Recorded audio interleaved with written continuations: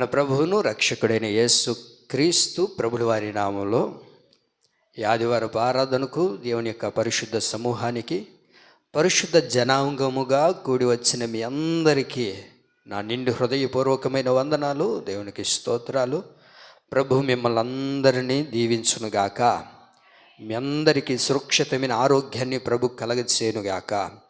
మీ అక్కర్లన్నీ సియోనులో ఉన్న నా తండ్రి సమకూర్చి నడిపించి వాటన్నిటి పట్ల కార్యాలు చేయునుగాక. సంతోషం. ప్రార్థన చేస్తూ ఉన్నప్పుడు ప్రభువా, ఎక్కువగా ఇప్పుడు గత కొద్ది రోజులుగా మా బిడ్డలందరూ ఎన్నో అనారోగ్యాల చేత అనేక ఇబ్బందుల చేత బాధపడుతూ ఉన్నారు అనేసి ప్రభు దగ్గర ప్రార్థన చేస్తూ ఉన్నప్పుడు ప్రభు నాకు ఈ వాక్యాన్ని బయలుపరిచారు. మనం ఎప్పుడు తరచుగా వింటూ ఉండే వాక్యమే కనుక ప్రభు మనతో మాట్లాడబోతూ ఉన్నారు. ఆమేన్. యేసు ప్రభులు వారు పరిచర్య చేస్తున్న దినాల్లో గలిలయ సముద్ర తీరాన వెళుతూ ఉన్నప్పుడు చెవిటి నత్తివాడి అయిన ఒక వ్యక్తిని యేసయ్య దగ్గరకు తీసుకుని వచ్చారు.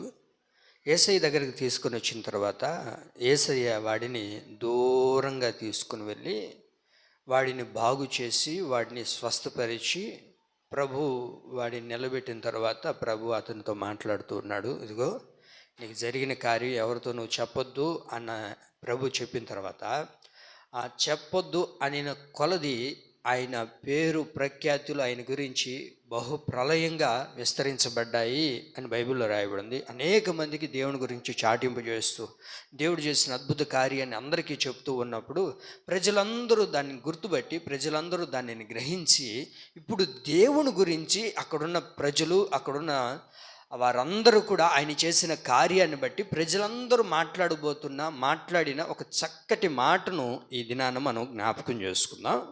మార్కు సువార్తమానం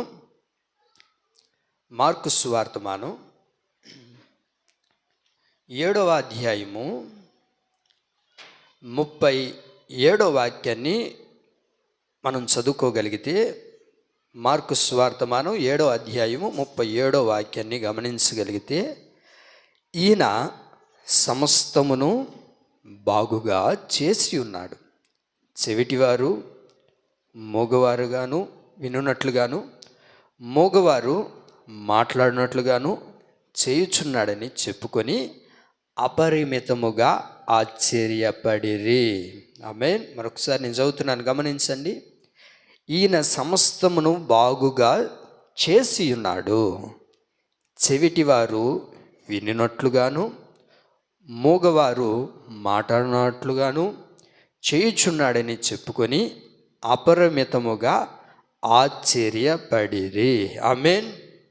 అక్కడున్న జనసమూహం అంతా కూడా దేవుని గురించి మాట్లాడుతున్న మంచి మాట ఏంటంటే, ఈయన సమస్తమును బాగుగా చేసి ఉన్నాడు. ఈయన సమస్తమును బాగుగా చేసి ఉన్నాడు.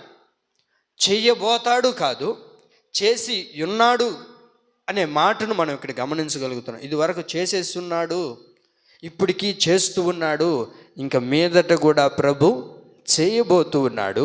ఈయన సమస్తమును బాగుగా చేసి ఉన్నాడు. సమస్తాన్ని, ఒకటి కాదు, ఒకటో రెండో చేసి వదిలిపోలేదంట ప్రభు. ఈయన సమస్తమును అంటే ప్రతి దానిని, ప్రతి విషయాన్ని ప్రభు ఏం చేసి ఉన్నాడు? బాగు చేసి ఉన్నాడు. ఆమేన్. అప్పుడప్పుడు మనం గమనిస్తూ ఉంటాం, కొన్ని రిపేర్లు వచ్చాయి అనుకోండి. ఇప్పుడు ఆ సెల్ ఫోన్ రిపేర్ వస్తే ఏం చేస్తారు? సెల్ ఫోన్ రిపేర్ వస్తే సెల్ ఫోన్ వాడి దగ్గరికి తీసుకొని వెళ్తారు. మిక్సీ రిపేర్ వస్తే మిక్సీ వాడి దగ్గరికి తీసుకొని వెళ్తారు. బైక్ రిపేర్ వస్తే బైక్ వాడి దగ్గరికి తీసుకొని వెళ్తారు. టీవీ రిపేర్ వస్తే టీవీ వాడి దగ్గరికి తీసుకొని వెళ్తారు. అట్లా కాకుండా టీవీ రిపేర్ వచ్చిందని చెప్పి బైక్ మెకానిక్ దగ్గరికి తీసుకొని పోతే కుదరుతుందా? ఏమండి? బైక్ రిపేర్ వచ్చిందని చెప్పి సెల్ ఫోన్ షాప్లో దగ్గరికి తీసుకుని వెళ్ళి అక్కడ పెట్టామనుకోండి, ఏమంటారు మనల్ని? పిచ్చోళ్ళు అంటారు, ఏమయ్యా నీకు తలకాయలో గుజ్జుందా లేదా? నేను దీనికి సంబంధించిన వాడినే, నేను దీనికి సంబంధించిన వాడిని అని అంటూ ఉంటారు.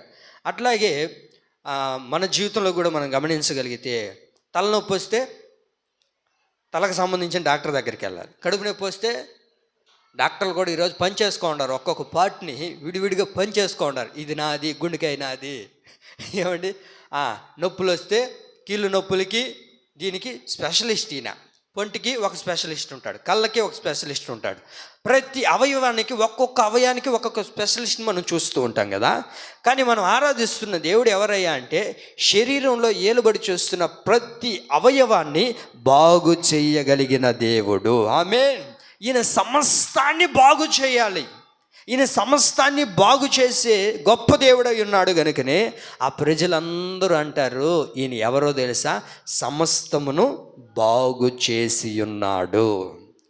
నీ కుటుంబంలో ఏదైతే బాగుపడకుండా ఉందో, అయ్యా ఒకటి బాగుగా ఉంది కానీ అది జరగలేదయ్యా. కొంతమంది చెప్తూ ఉంటారు, పాస్టర్ గారు ఇది జరిగింది కానీ అది ఒకటి ఉందయ్యా, అది ఆగిపోయింది, లేకపోతే ఇది జరిగింది ఇది జరగకుండా అలాగే ఉండిపోయింది అని అంటూ ఉంటాను కదా.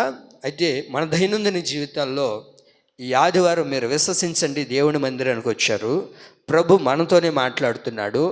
నీ కుటుంబంలో ఉన్న ప్రతి సమస్తాన్ని, ప్రతి దానిని నా యేసయ్య బాగు చేయునుగాక, నీ కుటుంబాన్ని బాగు చేయునుగాక, నీ కుటుంబ పరిస్థితులు బాగు చేయునుగాక, ప్రతిదీ యేసయ్యే బాగు చేయునుగాక. అయితే వాక్యంలో రాయబడిన మాట ఏంటంటే, ఈ లోకంలో ఉన్న మనుషులు కానివ్వండి, ఈ లోకంలో ఉన్న డాక్టర్లు కానివ్వండి, ఈ లోకంలో ఉన్నవారు ఏం చేస్తారు? బాగు చేస్తారు. ఎలా బాగు చేస్తారు అని అంటే, ఇర్మియా గ్రంథం 6వ అధ్యాయము 14వ వాక్యంలో రాయబడిన ఒక మంచి మాట. ఇర్మియా గ్రంథం 6వ అధ్యాయము 14వ వాక్యంలో ఆ చివరి లైన్లో, ప్రజలకున్న గాయమును పైన మాత్రమే బాగు చేయుదురు. ప్రజలకి కొన్ని గాయాలు తగిలి ఉన్నాయి. ఈ గాయాల్ని మనుషులు ఏం చేస్తారు? పై గాయాల్ని బాగు చేస్తాడే కానీ లోపల దాగి ఉన్న గాయాన్ని ఎవ్వడు బాగు చేయలేడు.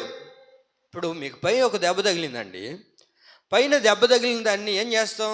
కొంచెం పౌడర్ వేసో లేకపోతే పసుపు పెట్టో ఏదో ఒక ట్రీట్మెంట్ చేసి దాన్ని కట్టి చేస్తాం. కానీ లోపల ఉన్న గాయాన్ని చూడగలుగుతారా? లోపల దాగి ఉన్న గాయాన్ని ఏ మానవుడు కూడా చూడలేడు. ఒకవేళ చూడాలి అని అంటే ఏం చేయాలా చెప్పండి? ఏం చేయాలి? ఎక్స్రే తీయాలి, స్కానింగ్ చేస్తే అప్పుడు కొద్దో గొప్ప చెప్పగలుగుతారు. కానీ అంత సమస్తాన్ని చెప్పలేరు. పైన మాత్రమే ప్రజలు ఏం చేస్తున్నారు? ఈ రోజున బాగు చేస్తున్నారే కానీ లోపల దాగి ఉన్న గాయం ఉందే చూసారా, దాన్ని ఎవడు బాగు చేయలేడు. కానీ ఇదిగో మనం ఆరాధిస్తున్న దేవుడు పైన ఉన్నదానిని, లోపల దాగి ఉన్న దానిని, సమస్తాన్ని బాగు చేయగలిగిన దేవుడే నేను ప్రకటిస్తున్న నజరేయుడైన యేసు క్రీస్తు ప్రభువారు. మనుషులైతే పై గాయాలు మాత్రమే బాగు చేస్తారు. మనం ఆరాధిస్తున్న దేవుడు ఎవరు? లోపల కొన్ని గాయాలు తగిలి ఉన్నాయి కొంతమందికి. ఆ గాయం ఎక్కడికి వెళ్ళినా ఎవరు తీర్చలేరు. ఆ గాయాన్ని ఎవడు బాగు చేయలేడు. ఆ గాయాన్ని ఎవడు కూడా సరి చేయలేడు. అయితే ప్రభు అంటారు, నేనున్నాను కదా, నేనేం చేస్తాను తెలుసా? సమస్తాన్ని నీ జీవితంలో బాగు చేస్తాను. ఇంకెప్పుడండి బాగుపడేది? ఇంకెప్పుడు? నా దైనందిన జీవితాల్లో ప్రభు నాకు ఇచ్చిన ఈ జీవితంలో ఎన్నో పరిస్థితుల్లో అనారోగ్యాలు, ఎన్నో ఇబ్బందులు. ఇంకా బాగుపడుతుంది, కుటుంబం బాగుపడుతుంది, భర్త బాగుపడతాడు, పరిస్థితులు బాగైపోతాయి, ఇంకా సమస్తం బాగైపోతుందన్న వాక్యాన్ని వింటున్నాం. ఎన్నోసార్లు ఆ వాక్యాన్ని చదివినప్పుడేమో కొంచెం అట్లా అనిపిస్తుంది. అయినా సరే ఆశను విడిచిపెట్టేస్తూ ఉన్నాం. ఏం బాగవుతుందిలే, అందరికీ బాగవుతుంది, ఇంకా బాగుపడం, ఇంకా బాగు అవ్వము, ఇంకా బాగు కాదు, ఇంకా ఇంతే బ్రతుకు, ఇంకా ఇంతే జీవితం, మా అల్లుడు ఇంకా మారడు, నా బిడ్డలు ఇంకా మారరు, నా భర్త మారడు, నా జీవిత పరిస్థితులు ఇంటే ఇంకా బాగుపడే లక్షణాలు లేవా? ఎప్పుడో చెప్పండి, ఏమంటావు? ఎప్పుడో ఆశ వదిలేసుకున్నానయ్యా, ఇంకా బాగుపడదని ఆశని విడిచిపెట్టేసామయ్యా. ఆశ లేదు, నాకైతే ఆశ లేదు. కానీ మీరు ప్రార్థన చేయండి పాస్టర్ గారు, మీ వంతుగా చెప్పండి, మీ వంతుగా మీరు ప్రార్థన చేయండి. నాకైతే ఆశ లేదు, ఆశని ఎప్పుడో విడిచిపెట్టేసాను. ఎందుకంటే ఎన్ని సంవత్సరాలు ఆశ పెట్టుకొని ఉంటాను, ఎన్ని సంవత్సరాలు బాగుపడతాడులే, బాగవుతాడులే, ఆ కుటుంబ పరిస్థితులు బాగుపడతాయిలే, బాగవుతాడు, అబ్బే లేదు విషయం. ఎప్పుడో నేను ఆశని విడిచిపెట్టేశాను. ప్రభు అంటారు, చదువుతారా? యోబు గ్రంథం 24వ అధ్యాయము, యోబు గ్రంథం 24వ అధ్యాయము 22వ వాక్యాన్ని మనం గమనించగలిగితే, ఆయన తన బలము చేతను బలవంతులను కాపాడుచున్నాడు, కొందరు ప్రాణమును గురించి. ఇక్కడ మీరు కొన్ని మాటలు జ్ఞాపకం చేసుకోండి. కొందరు ప్రాణమును గురించి, మరికొందరు భర్తను గురించి, మరికొందరు కుటుంబాన్ని గురించి, మరికొంతమంది బిడ్డలను గురించి, మరికొంతమంది జరుగుతున్న పరిస్థితుల గురించి ఆశ విడిచి ఉన్నారు, ఆశను విడిచిపెట్టారు. వారితోనే ప్రభు మాట్లాడుతున్నారు. వారు మరలా, చదవండి మీరు చెప్పండి, వారు మరలా, అక్కడేముంది? వారు మరలా బాగుపడుదురు. ఆమేన్. వారు మరలా బాగుపడతారు. బాగుపడరు, బాగవ్వరు, బాగు జరగదు అని అనుకుంటున్నావు. వద్దొద్దు, నీ ఆశను విడిచిపెట్టావు కదా. ప్రభు అంటారు, మరలా మరలా మరలా నేను బాగు చేస్తాను. ఒకప్పుడు బాగుపడిన వారే, ఒకప్పుడు మంచిగా ఉండిన వారే, ఏదో పరిస్థితిని బట్టి, ఏదో సందర్భాన్ని బట్టి, ఏదో జరగడాన్ని బట్టి బాగుపడకుండా పోయారేమో. అయితే ప్రభు అంటారు, నేను మరలా వారిని బాగు చేస్తాను. ఇది వరకు నేను బాగు చేశాను, బాగుపడిన తర్వాత కూడా మరలా వారు దేవుని విడిచిపెట్టి వెళ్ళిపోయారు. అయితే నేను మరలా వారిని ఏం చేయబోతున్నాను? బాగు చేయబోతూ ఉన్నాను. దేవునికి మహిమ కలుగును గాక. ప్రభు మనల్ని బాగు చేస్తాడు, సమస్తాన్ని బాగు చేస్తాడు. మనుషులైతే పై గాయాలనే బాగు చేస్తారు. నీ ఆశని విడిచిపెట్టావు, ఇంకా బాగుపడదు, ఇంకా బాగుపడము, నా బిడ్డల పరిస్థితి ఇంతే, ఇంక చేజారిపోయింది, ఇంకా బాగుపడంలే, ఆశ కూడా వదిలేసుకున్నావు అని అనుకోవద్దు. ప్రభు అంటారు, నువ్వు ఒకవేళ ఆశ విడిచిపెట్టినా సరే నేను మరలా దాన్ని ఏం చేయబోతున్నాను? బాగు చేయబోతూ ఉన్నాను. నీ బిడ్డల కుటుంబాన్ని యేసయ్య బాగు చేయునుగాక, నీ కుటుంబ పరిస్థితులను యేసయ్య బాగు చేయునుగాక, నీ భర్త జీవితంలో ఒక పరిస్థితిని ప్రభు బాగు చేయునుగాక. ఆమేన్. అయితే ప్రభు సమస్తాన్ని బాగు చేస్తానని చెప్తున్నాడు కదా. ఆయన బాగు చేయాలి అని అంటే మనం ఏం చేయాలి? ఇప్పుడు ఒక వ్యక్తి బాగుపడాలి అని అంటే, జ్వరం వచ్చినో, లేకపోతే ఏదైనా అనారోగ్యం వచ్చినా, ఫీవర్ వచ్చినా, ఎక్కువ పరిస్థితులు, ఏదైనా అనారోగ్య పరిస్థితులు వస్తే మనం ఏం చేస్తాం? హాస్పిటల్కి వెళ్తాం. ఇంకా కొంచెం ఇక్కడ తీరలేదు, తగ్గట్లేదు, అది జరగలేదు, మరలా ఏం చేస్తాం? దానికంటే మంచి బెటర్ అయిన హాస్పిటల్కి ఇప్పుడు ఎక్కడికి వెళ్తాం? నెల్లూరు పోతాం. అవునా? ఎందుకని? అక్కడైతే మంచిగా ట్రీట్మెంట్ చేసే వాళ్ళు ఉంటారని. మనం బాగుపడడానికి కొద్ది రోజులు మనం బ్రతకాలి, కొద్ది దినాలు మనం బ్రతకాలి కాబట్టి ఎక్కడికి వెళ్తాం? కొంచెం దూరమైన, భారమైన, ఎట్టో ఒకట్లా ఓపిక చేసుకొని కూర్చోలేకపోయినా ఎట్లా ఒకట్లాగా వెళ్ళిపోతాం. ఎందుకని? మనం బాగుపడడానికి. అంటే బాగుపడాలంటే ఏదో ఒకటి చెయ్యాలి. అయితే మన ఆత్మీయంగా ప్రభు సమస్తాన్ని బాగు చేస్తానన్నాడు కదా. ఇప్పుడు సమస్తాన్ని ప్రభు బాగు చేయాలంటే మనం ఒక పని చేయాలి. ఏంటి, వింటున్నారా? ఆయన సమస్తాన్ని బాగు చేస్తాడు. ఇప్పుడు ఆయన మనల్ని బాగు చేయాలంటే మనం ఒక కార్యక్రమాన్ని చేయాలి. మనం ఏం చేయాలి? మనం బాగుపడాలంటే మన పరిస్థితి ఏంటి? మనం చేయాల్సింది ఏంటి అని అంటే, రాజుల మొదటి గ్రంథం 18వ అధ్యాయము, రాజుల మొదటి గ్రంథం 18వ అధ్యాయము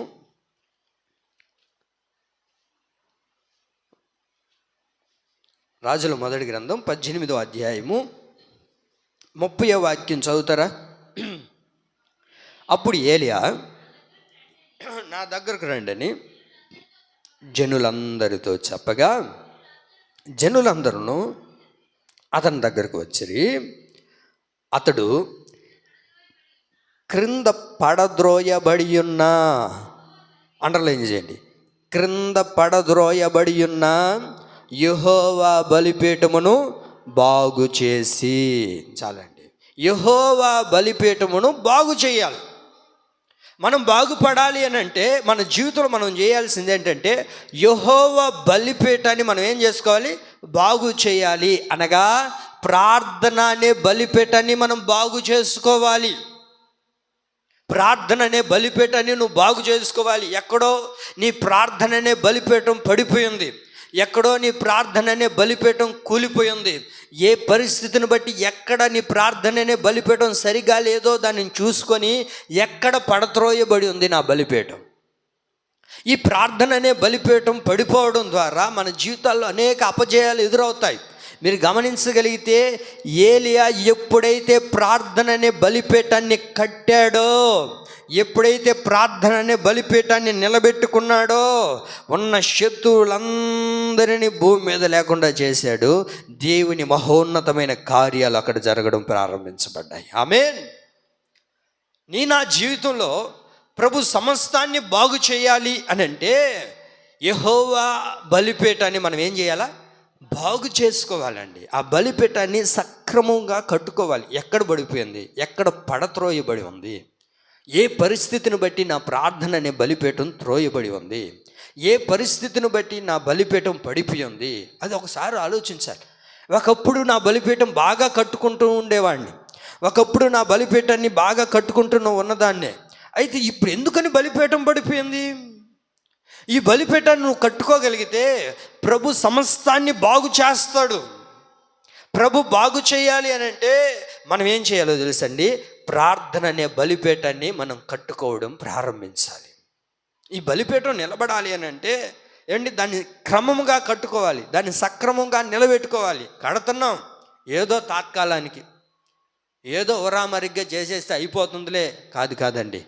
ప్రభు యొక్క బలిపీఠము కట్టేటప్పుడు ఎలా కట్టాడో తెలుసా? ఏలియా క్రమముగా కట్టెను అని రాయబడింది. ఎలా కట్టాడు? క్రమంగా. దాన్ని క్రమంగా చేసుకోవాలి. కానీ ప్రార్థనలో ఎక్కడా కూడా మనం పాడైపోకూడదు, ప్రార్థనలో ఎక్కడా కూడా సన్నగిలిపోకూడదు, ప్రార్థనలో ఎక్కడా కూడా మనం నిరసిలిపోకూడదు. ఈ ప్రార్థన అనే బలిపీఠాన్ని నువ్వు కట్టుకోగలిగితే ఊహించని గొప్ప కార్యాలు, నువ్వు ఎన్నడూ చూడని మహోన్నతమైన కార్యాలు ఇదిగో మన దేవుడు మన ఎదుట చేయునుగాక. ఆమేన్. ఈయన సమస్తాన్ని బాగు చేస్తాడండి.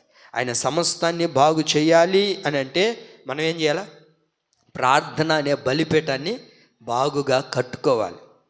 కుంటిపడిపోకూడదు, ఆ బలిపీఠం కుంటిపడిపోకూడదు.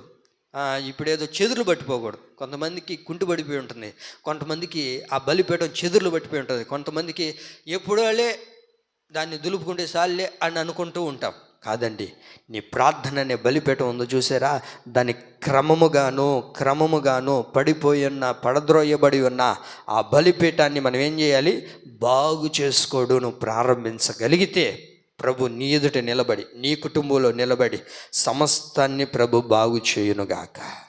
అయితే ఇప్పుడు ఈ ప్రార్థన అనే బలిపీఠాన్ని మనం బాగు చేసుకున్నాం.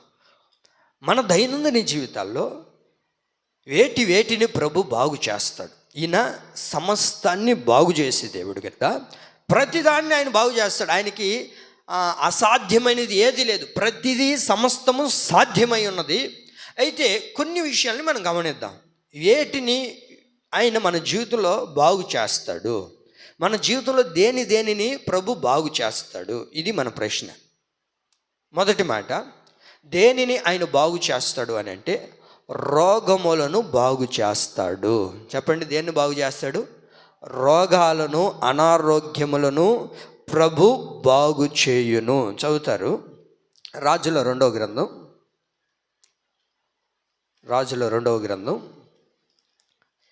20వ అధ్యాయము. రాజుల 2వ గ్రంథం 20వ అధ్యాయము 5వ వాక్యం చదువుదాం.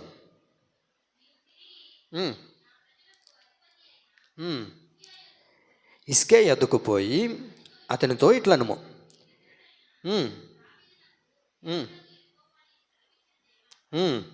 నీవు కన్నీళ్లు విడుచుట చూచి తిని నీ ప్రార్థన నేను అంగీకరించి ఉన్నాను, నేను నిన్ను బాగు చేసేదను. ఆమేన్. ప్రభువే మాట్లాడుతున్నాడు. విశ్వసించండి, నమ్మండి, ప్రభు మీద ఆధారపడండి. ప్రభువే నీ కన్నీరును చూచాడు, ప్రభువే నీ ప్రార్థన ఆలకించాడు. ఆయనే ఈ దినాన్ని నీతో మాట్లాడుతూ ఉన్నాడు. నీ రోగములన్నిటినీ ప్రభువే బాగు చేయునుగాక. నేను నిన్ను బాగు చేస్తాను. ఎవరో వచ్చి నిన్ను బాగు చేయడం కాదు, నేనే స్వయంగా దిగివచ్చి నేనే నిన్ను బాగు చేసేదను, నేనే నిన్ను బాగు చేస్తాను. హిజ్కియా, మరణకరమైన రోగంతో ఉన్నావు, మరణకరమైన రోగంతో నువ్వు బ్రతుకుతున్నావు. ఈ రోగం నుంచి నిన్ను బయటకు తీసుకొని వచ్చే వాళ్ళు ఎవరూ లేరు. ఈ అనారోగ్య పరిస్థితుల్లో నుంచి బయట నిలబెట్టేవారు ఎవరు లేరు. ఇదిగో నువ్వు ప్రార్థన చేసావు, నీ కన్నీటి ప్రార్థన నేను విన్నాను. వినిన దేవుడు చెప్తూ ఉన్నాడు హిజ్కియాతో, నేనే నిన్ను బాగు చేస్తాను, నేనే నిన్ను బాగు చేస్తాను, నేనే నిన్ను స్వస్థపరుస్తాను, నేనే నిన్ను బాగు చేయగలిగిన గొప్ప దేవుడునై ఉన్నాను. అందుకే నిర్గమకాండం 15:26 కూడా ఉంటుంది, నిన్ను స్వస్థపరచు యెహోవాను నేనే. నిన్ను స్వస్థపరచగలిగిన యెహోవాను నేనే. ఆయనే మనల్ని స్వస్థపరిచే దేవుడు, ఆయనే మనల్ని బాగు చేసే దేవుడు. ఏ అనారోగ్యమైతే ఉందో, ఏ బలహీనత అయితే ఉందో, ఏ ఇబ్బందికరమైన అనారోగ్యం చేత నువ్వు బాధపడుతూ ఉన్నావో, నువ్వు ప్రభు దగ్గర కన్నీళ్ళు విడిచి నువ్వు ప్రార్థన చేసావు కదా, ఆ కన్నీటి ప్రార్థన విన్న దేవుడు ఈ దినాన్ని నీతో మాట్లాడుతున్నది ఏంటో తెలుసా? నేను నిన్ను బాగు చేస్తాను, నిన్ను బాగు చేయు దేవుడును నేనే. ఆయనే మనల్ని బాగు చేయగలిగిన వాడు, ఆయనే మనల్ని సరి చేయగలిగిన వాడు. మనలో ఎక్కడెక్కడైతే కొంతమంది చూడండి, ఈరోజు తలనొప్పి అంటారు, మరలా రేపు ఫోన్ చేస్తారు, మరలా రేపేం చెప్తారు, నడువు నొప్పి అంటారు, మరలా ఎల్లుండి ఫోన్ చేస్తారు, మళ్ళీ ఈ భుజం నొప్పి అంటారు, ఆ తర్వాత మళ్ళీ ఫోన్ చేస్తారు, మళ్ళీ ఈ పక్క భుజం నొప్పి అంటారు, మరలా ఫోన్ చేస్తారు, చెప్పండి నడువు నొప్పి అంటారు, మరలా పోయినాం అనుకోండి, మళ్ళీ ఇప్పుడు కాలుకు వచ్చేస్తుంది. ఇంకా రోజు ఏదో ఒక అనారోగ్యం, ఏదో ఒక పరిస్థితి. వాక్యం ఇలా ఉంటుంది. మానవులు ఎలా అయిపోయి ఉన్నారు అని అంటే, మానవుని యొక్క పరిస్థితి ఎలాగైపోయిందంటే, యెషయా గ్రంథం 1వ అధ్యాయము, మానవుని యొక్క పరిస్థితి ఎలాగైపోయింది, ఎలా అనారోగ్యాలు ఉన్నాయి అని అంటే, యెషయా గ్రంథం 1వ అధ్యాయం, అందరు తీయండి, యెషయా గ్రంథం 1వ అధ్యాయము 6వ వాక్యాన్ని చదవండి. అరకాలు మొదలుకొని తల వరకు స్వస్థత కొంచెమైనను, చెప్పండి, కొంచెమైనా లేదో. ఎక్కడ ఉందో చెప్పండి, మీకు ఎక్కడ లేదో చెప్పండి నాకు ఒకసారి స్వస్థత. ఏమండి, ఎక్కడ ఉంది చెప్పండి? ఎక్కడ లేదు. ఎక్కడుందంటే అరికాలు మొదలుకొని తల వరకు లేదంట, స్వస్థతే లేదంటండి. నా దేవుని ప్రియులారా, ఇలాంటి పరిస్థితి మానవుడికి. ఎక్కడ అయ్యా ఈ పాటు బాగుంది చెప్పండి, ఈ పాటు కొంచెం బాగుందని చెప్పడానికి ఉందా? కళ్ళు చూస్తే కళ్ళు నొప్పులు, బట్టలు ఉతికితేనేమో నడువు నొప్పులు, కొంచెంసేపు కూర్చుందాము అంటే కాలు నొప్పులు, కొంచెంసేపు తిరగదాము అని అంటే ఆయాసం, సరే అంత అన్నం తిందామంటే షుగర్ పెరిగిపోతుంది, సరే స్వీట్ ఏమన్నా చూద్దాము అని అంటే అది షుగరు. ఎక్కడ ఇంకా? అందుకే నేను తరచుగా ఎవరింటికి వచ్చినా నన్ను ప్రార్థన చేయమన్నప్పుడు నేను ఎక్కువగా అదే ప్రార్థన చేస్తాను. అరికాలు మొదలుకొని నడినెత్తి వరకు ప్రభువా వారిని స్వస్థపరిచయ్యా. అరికాలు మొదలుకొని నడినెత్తి వరకు మానవుడికి స్వస్థతే లేదండి. ఏదో ఒక అనారోగ్యం, ఏదో ఒక సమస్య, ఏమండి, నరాల్లో ఎముకల్లో ఏదో ఒక బలహీనత ఏలుబడి చేస్తూ ఉంది కదా. ప్రభు వాక్యం అంటుంది, అరికాలు మొదలుకొని నడినెత్తి వరకు ఏ అనారోగ్యం చేతను బాధపడుతూ ఉన్నావో, ఏ బలహీనత చేతను ఇబ్బంది పడుతున్నావో, ప్రతి అనారోగ్యాన్ని ఇదిగో నా యేసయ్య స్వస్థపరుచునుగాక. ప్రభు స్వస్థపరిచే దేవుడండి. అందుకే ప్రభు అంటారు, నిన్ను స్వస్థపరుచు యెహోవాను నేనే. నీ అనారోగ్యాన్ని బాగు చేసే దేవుడు నేనే. ఆయన ఎదుట నువ్వు కన్నీళ్ళు కార్చి ప్రార్థన చేస్తే వెంటనే నీ దగ్గరకు దిగివచ్చేస్తాడు. దిగివచ్చిన దేవుడు ఏం చేస్తాడు చెప్పనండి? నిన్ను బాగు చేయడం ప్రారంభించునుగాక. ఆయన బాగు చేస్తాడు, సమస్తాన్ని బాగు చేస్తాడు. అరికాలు మొదలుకొని నడినెత్తి వరకు ఎక్కడెక్కడైతే స్వస్థత లేదో, ఎక్కడెక్కడైతే అనారోగ్యంగా ఉందో ప్రభు ఖచ్చితంగా దానిని స్వస్థపరుస్తాను అని ప్రభు మనతో మాట్లాడుతున్నాడు. అంతే, ఇంక దాంట్లో సందేహించొద్దు. ఇంక బాగుపడుతుందేమో ఏమోలే అన్నట్లుగా కొటకాలంగా ఉండగాకండి, అటు ఇటుగా ఉండగాకండి. ఏమండి, ప్రభు ఖచ్చితంగా మనతో మాట్లాడుతున్నాడు. ప్రతి అనారోగ్యం, ఏ అనారోగ్యం ఉందో, ఏ బలహీనత ఉందో, ప్రతి దానిని ప్రభువే స్వస్థపరచునుగాక.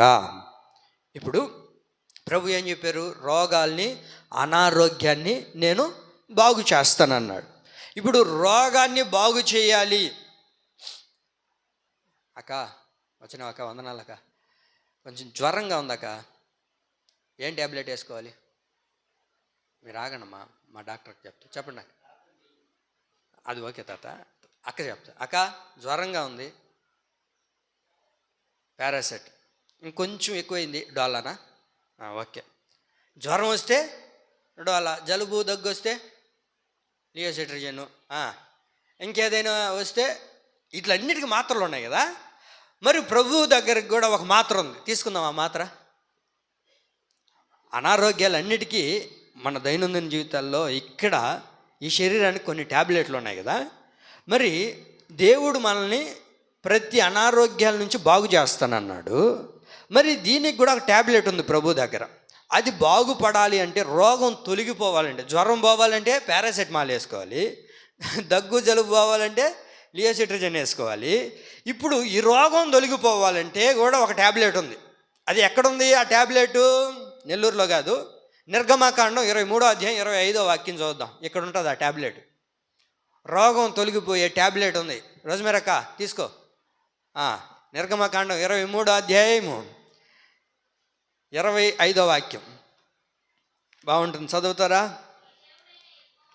నీ దేవుడైన యెహోవాను సేవింపవలెను, అప్పుడు ఆయన నీ రోగములను,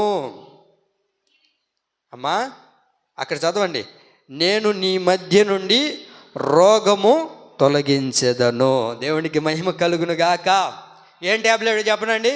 రోగాలు తొలగిపోయే ట్యాబ్లెట్ ఏంటంటే దేవుణ్ణి సేవించడం. దేవుని నువ్వు సేవిస్తే, దేవుని నువ్వు ఆరాధిస్తే, దేవుని దగ్గర నువ్వు ప్రార్థన చేస్తే, దేవుని మహింపరిస్తే, నీ మధ్యలో ఉన్న రోగములను ప్రభు ఏం చేస్తాడు? తొలగిస్తాడు, తొలగిస్తాడు, తొలగిస్తాడు.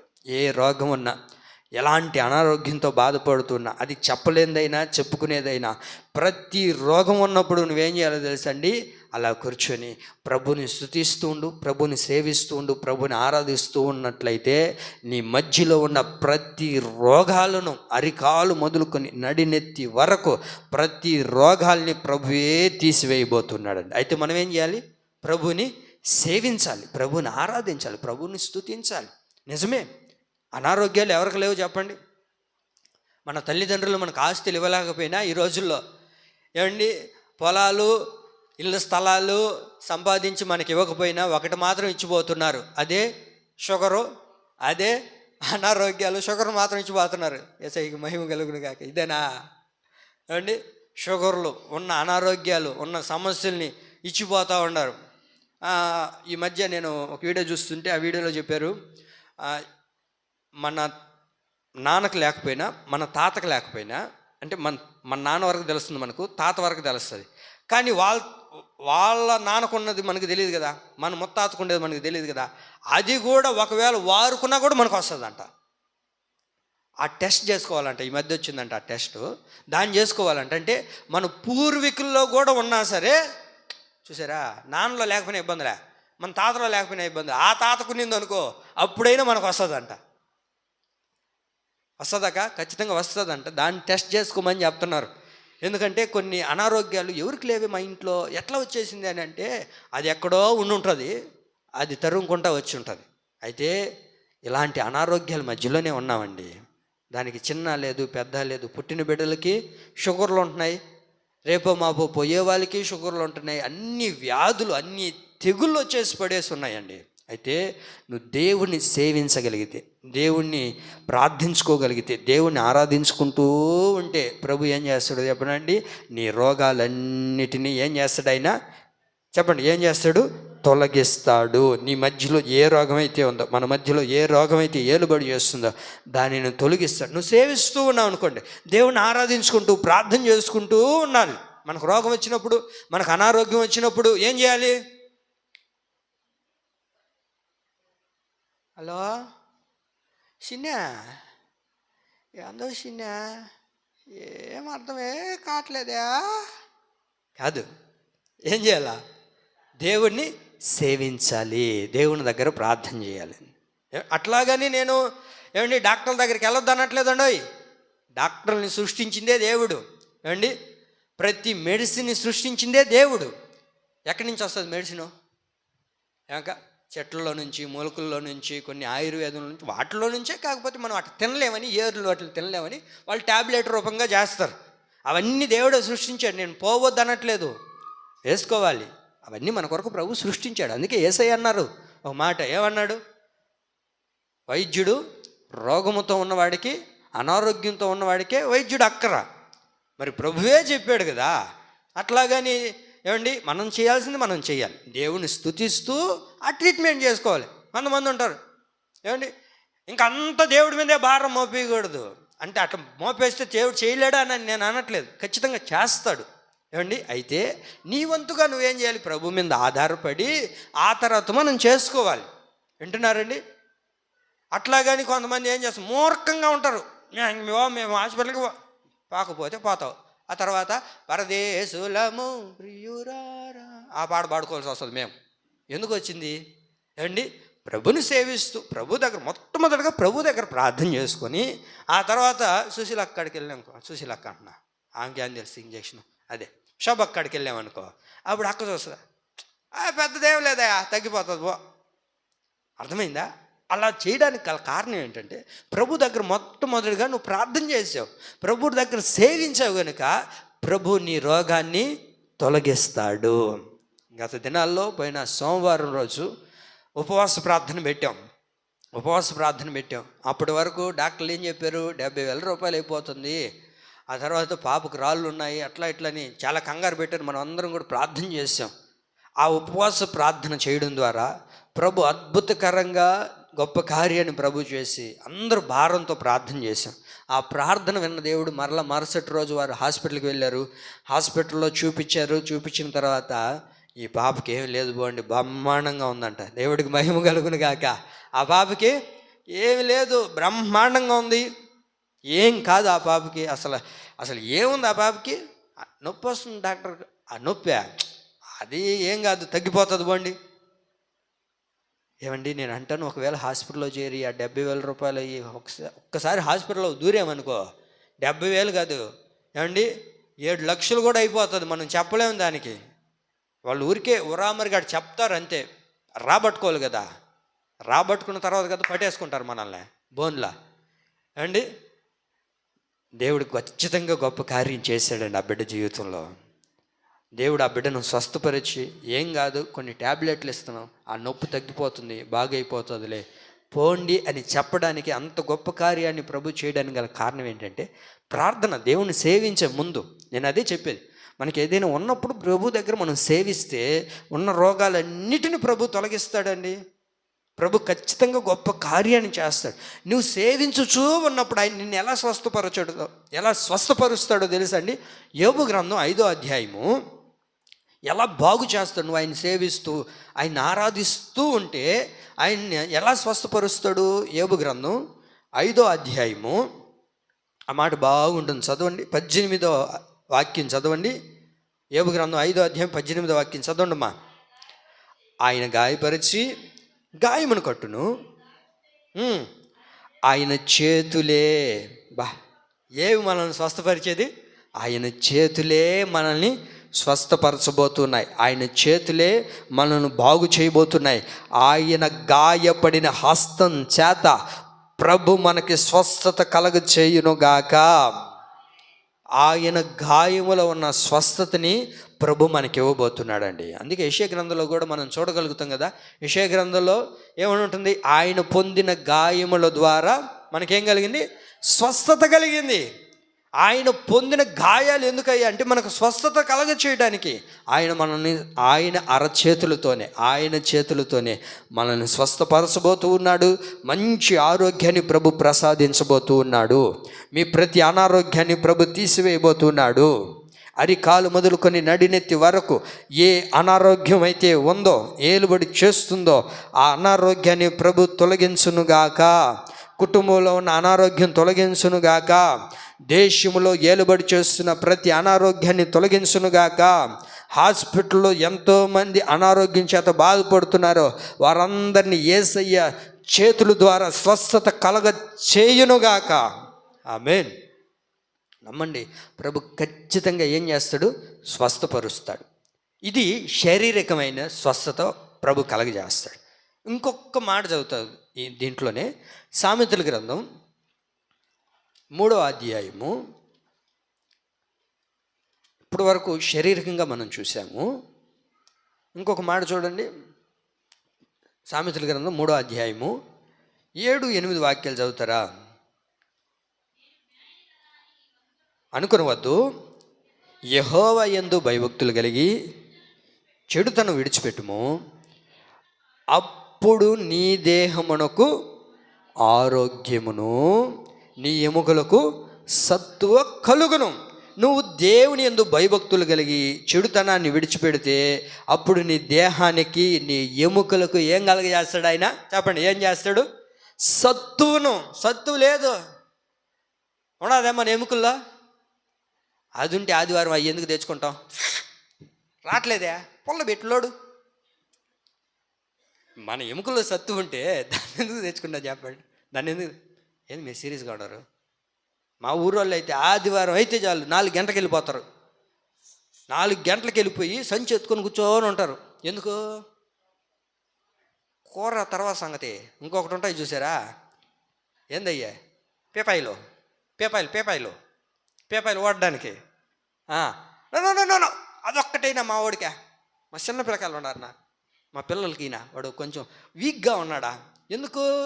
ఎముకల్లో సత్తు లేదు, ఎముకల్లో బలం లేదు. అందుకే డాక్టర్లు కూడా చెప్పేది, అమ్మా అప్పుడప్పుడు గేరకాయలు తెచ్చుకొని వండుకొని తిను. ఏమండి? ఎందుకని? సత్తు లేదండి, ఎముకల్లో బలం లేదు. కొంచెం నిలబడదామంటే చిన్న బిడ్డలకు కూడా నడువులు నిలబడట్లేదు. ఏమండి? కాళ్ళు నొప్పులు. సత్తు లేదు. ఎక్కడుంది చెప్పండి? సత్తువా పోయింది, బలం ఎప్పుడో పోయిందండి, సత్తు లేదు. అందుకే వాక్యం ఏముంటుందో తెలుసా? చెడుతనమును విడిచిపెట్టుము, నీ దేహమునకు ఆరోగ్యమును నీ ఎముకలకు ప్రభువే సత్తువును కలగజేస్తాడు, అనగా బలమును కలగజేస్తాడు. మంచి ఆరోగ్యాన్ని నీ నరాలకి ఎముకలకు ప్రభు కలగచేయునుగాక. అయితే మనం ఏం చేయాలా? చెడుతనాన్ని విడిచిపెట్టాలి. చెడుతనాన్ని విడిచిపెడితే మన దేహానికి ఆరోగ్యం కలుగుతుందండి, ఆరోగ్యం కలుగుతుంది. నేను ఎక్కువగా ప్రార్థన చేస్తూ ఉన్నాను, ప్రభువా సాతానుగాడు చాలా తీవ్రంగా మనుషుల మీద ప్రభావితం చేస్తూ ఉన్నాడు. మీరు గమనించాలి, సాతానుగాడు చాలా కుయుక్తిగా ప్రభావితం చేస్తున్నాడు మనుషుల్ని మధ్య. ఎందుకో తెలుసా అండి?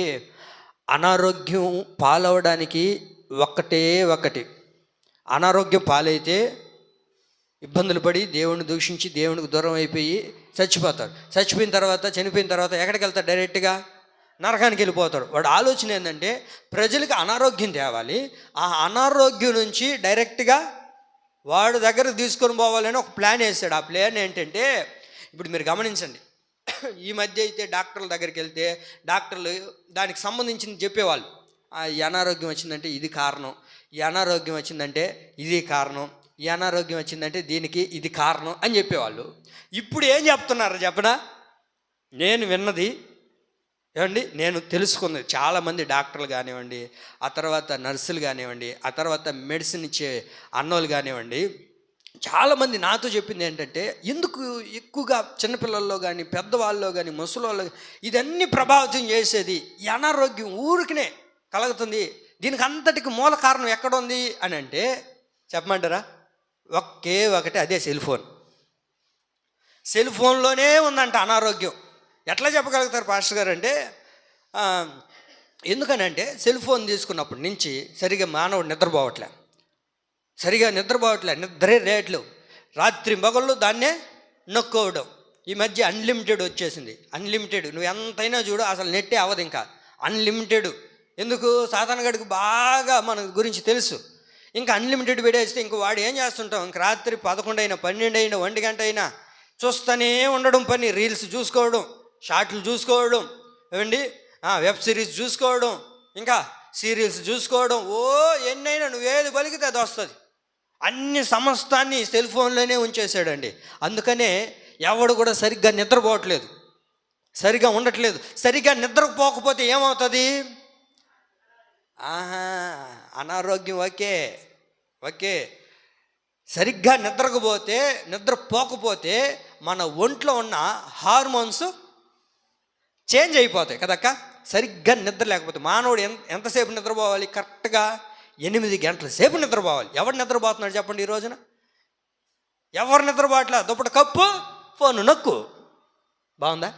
దుప్పట కప్పు, ఫోను నొక్కు. ఇంకేడ నిద్రపోయేదాడు? ఆన్లైన్ క్లాసులు అని చెప్పుకొని ఫోన్ తీసుకుంటారు.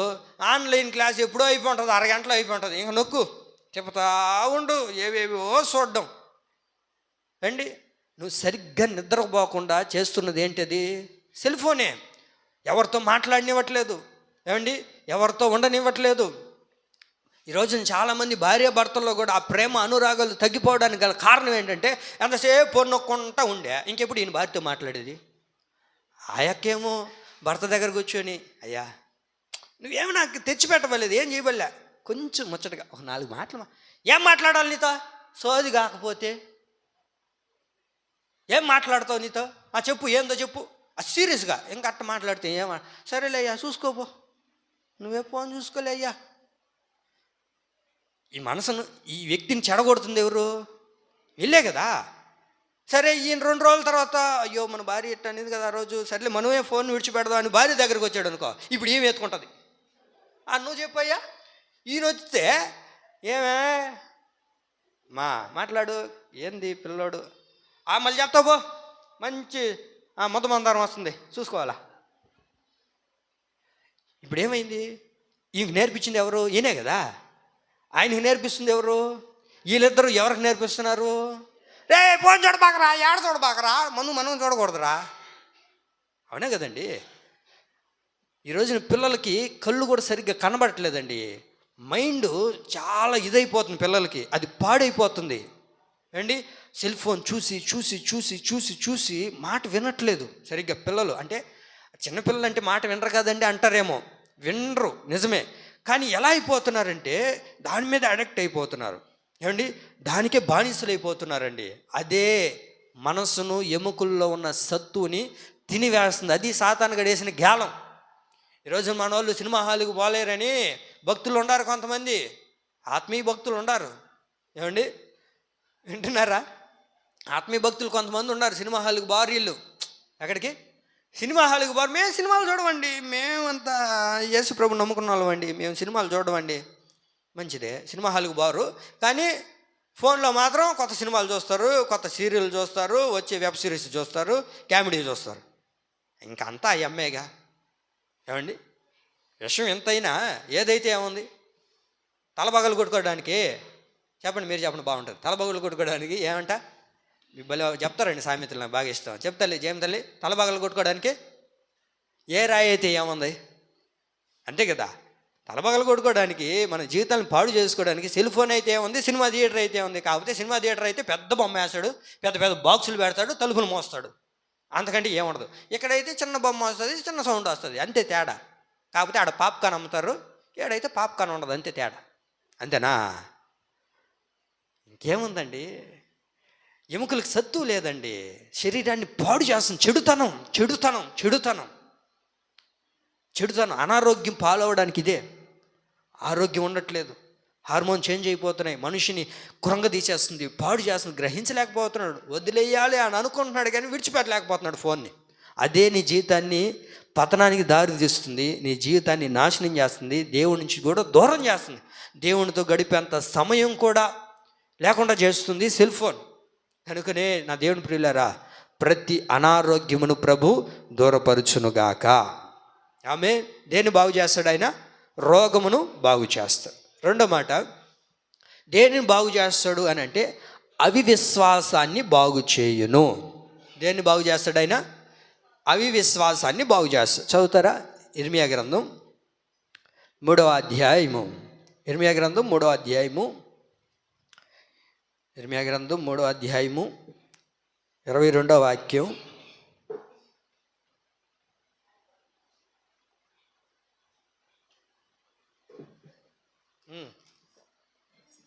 కనబడలేదా? ఇంకా ఎత్తలేదా?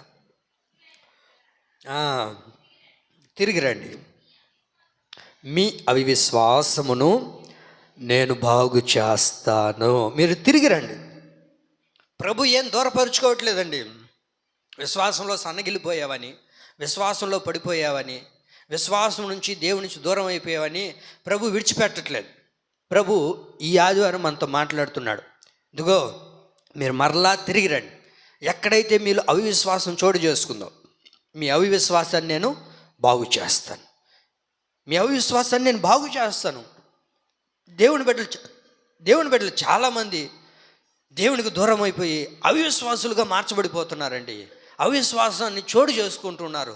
చాలా ఆత్మీయులే, చాలా ప్రార్థన పరులే, ఎప్పటి నుంచో మన తండ్రుల నుంచి మన తాతల నుంచి ఆత్మీయులుగా నడిపించబడిన వారే, లేకపోతే మధ్యలో మారినా సరే దేవుని మీద అంత విశ్వాసం కలిగి అంత ఆత్మీయతలోనే ఉంటున్నాం. కానీ ఎక్కడో ఏదో పరిస్థితిని బట్టి, ఏదో సందర్భాన్ని బట్టి అవిశ్వాసంతో కూడిన మాటలు, అవిశ్వాసంతో కూడిన సందర్భాలు. ప్రభు అంటారు, మీ అవిశ్వాసాన్ని నేను బాగు చేస్తాను. మీరు తిరిగి రండి. మీరు మరలా నా యొద్దకు రండి. నేను మరలా మీకు విశ్వాసాన్ని, మీలో ఉన్న అవిశ్వాసాన్ని తొలగించి మీకు విశ్వాసాన్ని కలగజేస్తాను. మీ అవిశ్వాసాన్ని నేను బాగు చేస్తాను. మరలా తిరిగి రండి అన్నాడు అని అంటే ఎక్కడున్నామని మనం వినాలి. మీరు తిరిగి రండి, మీ అవిశ్వాసాన్ని నేను బాగు చేస్తాను అన్నాడు అని అంటే మనం ఎక్కడున్నాము అని అంటే కొరింథీయులకు రాసిన 2వ పత్రిక 6వ అధ్యాయం 14వ వాక్యంలో ఉన్నాం మనం. చదవండి. కొరింథీయులకు రాసిన 2వ పత్రిక తిరిగి రండి అన్నాడు అంటే మనం ఎక్కడున్నాము? కొరింథీయులకు రాసిన 2వ పత్రిక 6వ అధ్యాయము 14వ వాక్యం. ఎక్కడున్నారు వీళ్ళు? అవిశ్వాసులతో జోడుగా ఉండకూడదు, స్నేహం చేయొద్దు. నీతికి దుర్నీతితో ఏమి సాంగత్యము, వెలుగునకును చీకటితో ఏమి పొత్తు. చూసారా? అవిశ్వాసితో విశ్వాసికి పాలెక్కడిది. మీరు అవిశ్వాసులతో స్నేహం చేస్తున్నారు, అవిశ్వాసులతో జోడీగా ఉంటున్నారు, లోకములో అవిశ్వాసులుగా ఉంటూ ఉన్నారే వారితో ఉంటున్నారు. పాస్టర్ అయ్యా, మరి మా ఇంటి పక్కన వాళ్ళు కూడా దేవుడు నమ్ముకోలేదు పాస్టర్ అయ్యా, మా ఇంటి ముందోళ్ళు, మా వదినోళ్ళు, మా అక్కోళ్ళు కూడా నమ్ముకోలేదు పాస్టర్ అయ్యా, వారితో చేరకూడదా పాస్టర్ అంటే వారితో చేరాలి పాస్టర్ అయ్యా. కాకపోతే వాళ్ళతో అంత స్నేహబంధం కలిసిపోకూడదు. ఎందుకనంటే లోకంలో ఒక నానుడా 6 నెలలు వారితో స్నేహం చేసి వాళ్ళు వీళ్ళు అయ్యారు, వీరు వారయ్యారంట. ఏమండి, మీరు మరలా తిరిగి రండి. అవిశ్వాసులతో నువ్వు జోడీగా స్నేహం చేస్తే అవిశ్వాసి ఏం చేస్తాడు? విశ్వాసిగా ఉన్నవాడిని కూడా అవిశ్వాసిగా మార్చేస్తాడు. అదే నువ్వు ఒక విశ్వాసం కలిగిన వ్యక్తితో నువ్వు స్నేహం చేయి, నీలో అవిశ్వాసం వచ్చినా ఆ విశ్వాసం కలిగిన ఆత్మీయురాలు, ఆ విశ్వాసం కలిగిన ఆత్మీయుడు నేను బలపరుస్తాడు. అక్క, ఎందుకు ఈ మాటలు మాట్లాడుతున్నావు? మన దేవుడు గొప్పవాడు కదా, ప్రార్థన చేద్దాం బట్టు, పాస్టర్ గారికి చెప్దాం బట్టు, వాక్యం చదువు, దేవుడు కార్యం చేస్తాడు కదా అని మాట్లాడతారు ఆత్మీయులైతే. విశ్వాసులైతే అదే అవిశ్వాసులైతే ఏం వాక్యము, ఏం ప్రార్థన, ఏం చేసి మా బతుకులు ఎట్టున్నాయా? ఒకప్పుడు మేము కూడా ఏసై దగ్గరకు వచ్చిన వాళ్ళమే కదా, మాకు అట్ట అయిపోయిందని మేము వదిలేసినాము. నువ్వు ఎందుకు బావడమా, నీకేం చేస్తున్నాడు దేవుడా అని చెప్పి చిన్న చిన్నగా ఎక్కిస్తారు ఇంజక్షన్. ఎక్కిచ్చిన తర్వాత ఏమండి, వాళ్ళకంటే వీళ్ళు ఎక్కువగా అవిశ్వాసులు అయిపోతారండి. వాళ్ళకంటే వీళ్ళు ఎక్కువగా అవిశ్వాసులు అయిపోతారు. అందుకనే ప్రభు అంటారు, మీరు అక్కడ ఉండొద్దు, అవిశ్వాసులతో స్నేహం చేయొద్దు. ఎంతవరకు అంటే అంతవరకు.